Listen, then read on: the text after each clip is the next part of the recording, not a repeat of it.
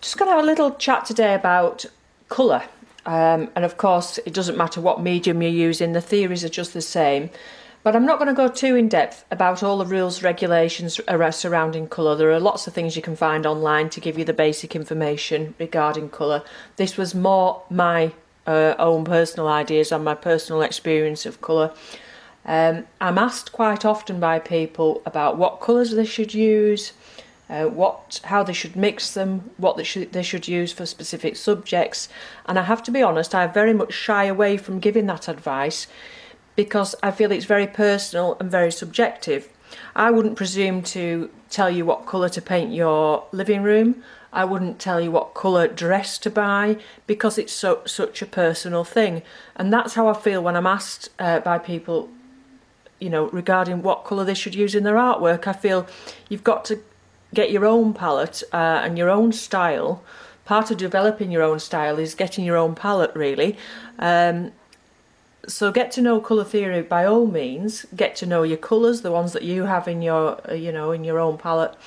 But don't be led by other people about what colours to use, because we all see colour very differently. We all have different emotional connections to colour. Some people might see red for danger, other people might see red for passion or love. So it's very much, your own thing. Even if you're new to painting and drawing, I'm sure you're very familiar with the colour wheel, so I don't really need to, teach you much about that. I'm sure you know that these are your three primaries: red, yellow, blue, that you can't make them from any other colours. And then, one of the things we should know about these three colours is they're a great combination to make lots of different greys and browns. Particularly if you're doing a lot of landscape painting, you'll need some nice greys for your skies, for walls, for buildings, for pathways, stones. So I've made a nice grey here out of these three.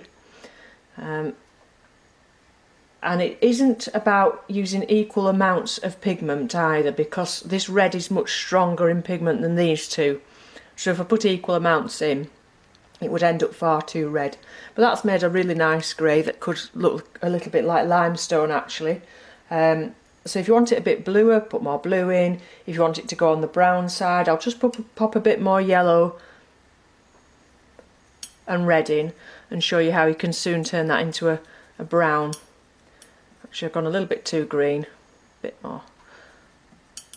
Okay, so you can see we've got a nice grey, and then there we've got a nice brown.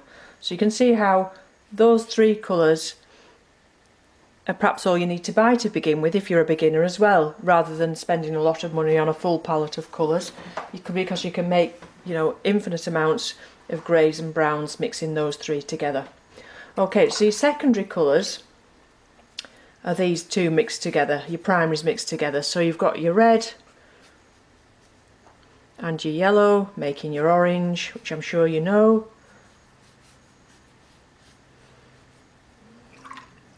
And then we've got our blue, to make sure I use the same blue. This was a French ultramarine.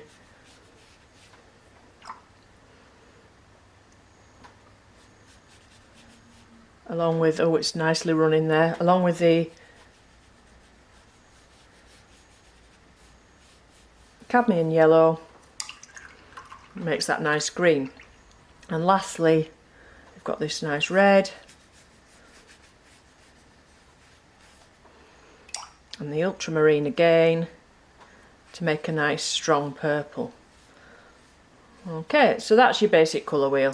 Now this could go on infinitely. You could divide this into more and more segments, thousands of colours, mixing each again with the adjacent one to it to create another colour. And this could go on forever. So, you can, like I say, just buying the three primary colours, you can get so many colours from them. So mix those two together. Just drag them out. And these two, and that could go on and on and on, infinitum. Okay, so that's your basic colour wheel. And like I say, your greens, your greys and your browns. So the other thing we perhaps should talk about is green.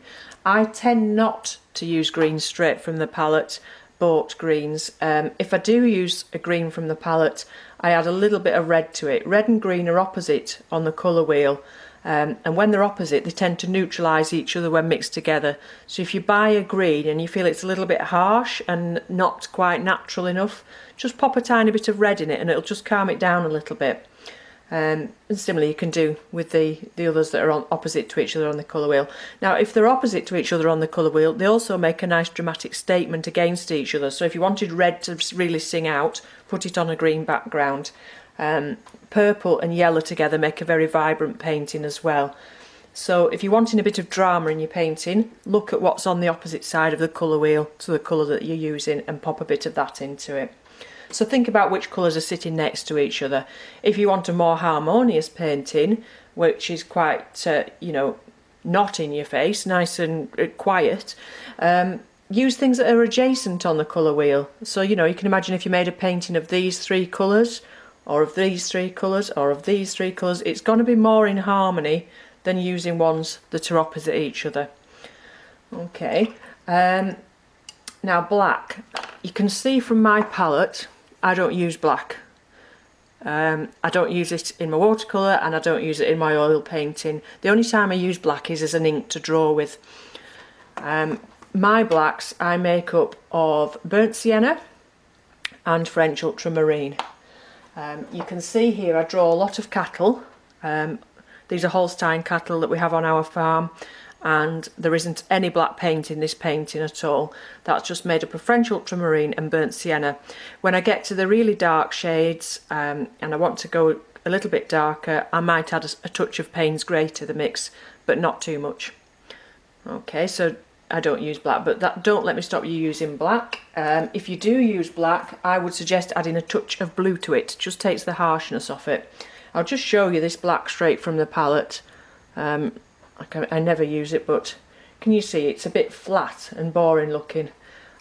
If you perhaps add a tiny bit of blue to that, makes it a bit more interesting. Not just as flat a colour, a bit more black to get darker. Okay, so you can use your black, but it's not something I do. So the other thing with colour, I think I touched on this a little bit earlier, is the emotional side of it. What we want to convey. Is it a warm painting? These colours obviously are warmer. The reds, the oranges, the yellows, you think of sunshine. These are perhaps cooler. So anything on this side of the colour wheel we call a cool colour, anything on that side is a warm colour. But you can have cool reds if you have a little bit of a bluey red. You know, you can have warm blues if you have a touch of red in your blue. And I'm talking about now as they come when you buy them. And you know, you can get a red shade which will obviously be slightly warmer, but you can usually tell when you get them on the paper whether you think they're a warm colour or a cool colour. Look at them under different lights as well, because they will look different under different lights. When you're doing any painting, look at it at different times of day to see how the colours change, because it's quite dramatic how colours change throughout the course of a day. One thing you can do which really illustrates this is take a look in your garden. Especially if you've got any blue flowers in your garden, have a look at them at breakfast time, and then have a look at them at lunchtime, and then again in the evening, and see how different that blue looks, and see how far away that flower looks as well. Blues tend to recede; they look further away than the yellows. So yeah, if you want to get distance in your painting, put your blues towards the horizon and bring your yellows and your brighter colours to the foreground. When you're mixing your greens, mix more yellow in the foreground and more blue in the background to give you that depth. I think that's more or less covered what I wanted to tell you really. I'm hoping to do a blog about colour when I get a little bit more time, just to explain, you know, what I was trying to convey there really, that I don't feel it's something we should actually be teaching. Because if I do really feel that it's something that's so personal to you, and you should not be held back. You know, you should just go for it. If you love a colour, get it splashed on the paper. You know, enjoy your painting. Get to know your own colours. You'll see in here I've got ones I don't I've hardly ever touched since I bought. I've certainly not used the white and the black, but there are other ones in there that I've hardly ever touched, and perhaps I should do. Perhaps you should, you know, get more acquainted with them, try new colours.